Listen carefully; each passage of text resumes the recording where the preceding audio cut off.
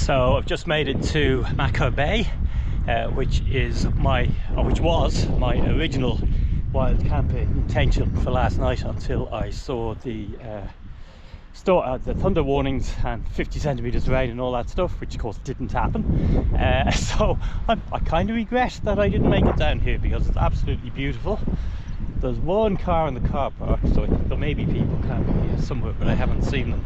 And interestingly, there's conservation efforts on quite a lot of the west coast of Ireland for Machir dune systems, grass dune systems. I presume they must have originally been classified based off this place, hence the name. They're mostly Donegal and Connemara, I think.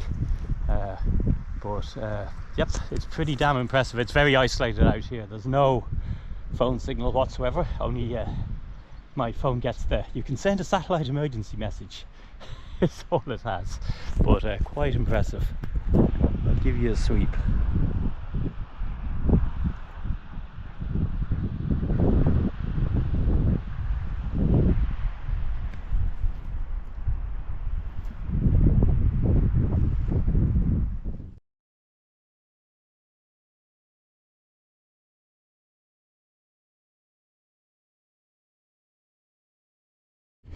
Set off this morning from my emergency wild camping location of last night.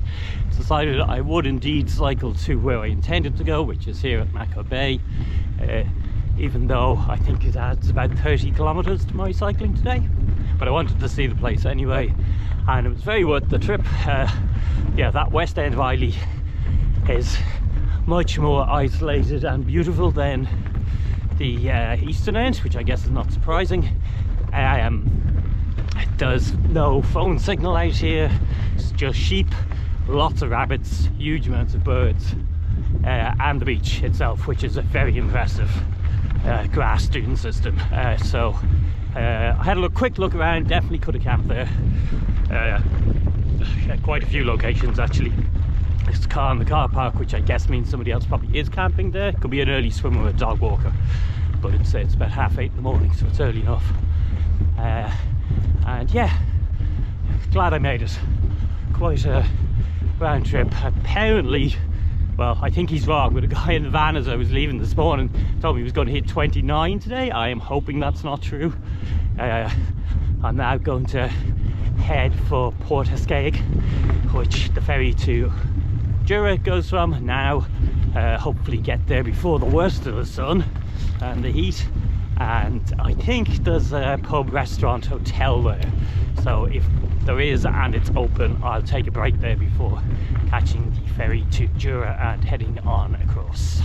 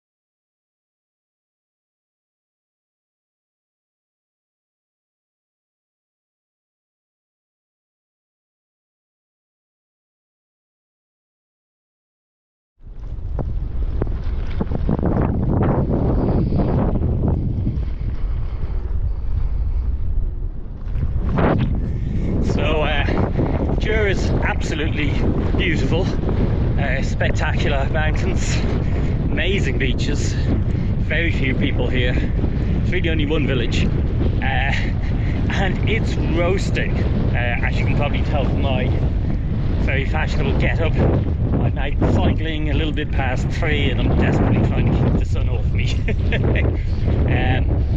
yeah, it feels like, you know, really hot Irish summer day. I think this weather's happening all over the place, but yeah, good timing for me. A little bit too hot probably, if anything, to be honest. I wouldn't mind it being a little bit calmer, a little bit more grey, but sure, I shouldn't be complaining. So yeah, we've got all the mountains here, and just coming up over the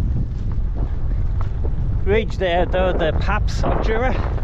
Paps is an Old Norse name that means breasts.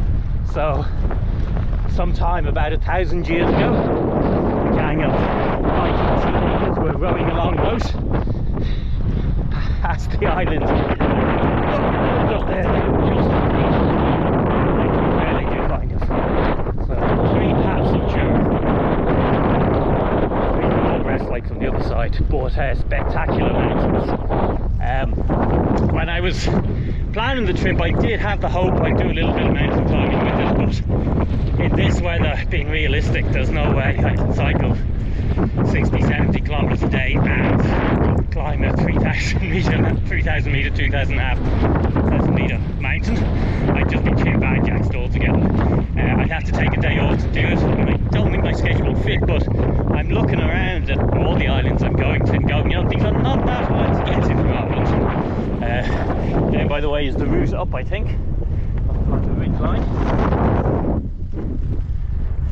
They're not that hard to get to from Ireland, so any of these, well, Arran or Jura definitely would be a place I'd be thinking of coming back to. You could get the train to Belfast, boat, train, ferry from Belfast to Canrine.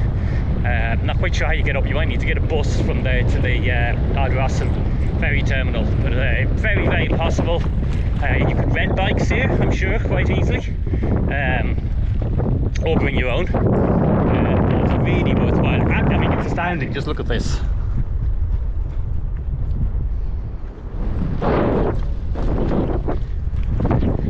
By the way, the direction I'm coming from up there, I think about another 40 kilometers, is the house George Orwell wrote 1984 in. It's more or less right at the other end of the island. The road turns into a dirt track, it doesn't quite reach it, and in fact there's quite a nasty whirlpool off the coast there, so it's not really safe to try and reach it by boat. So when he wrote that book, he really didn't want to be around people. I mean, it's probably the most awkward place to get to on this island, I would guess. So yeah, I had an option of going up there. I was trying to get up close, but I think I've done about 10 kilometers up, and that's been beautiful, but I think that'll be it for today. I'm now going to head to the pub and hopefully have a very well deserved pint of nice cider. I'm hoping there's a nice dry cider waiting for me there. We'll update.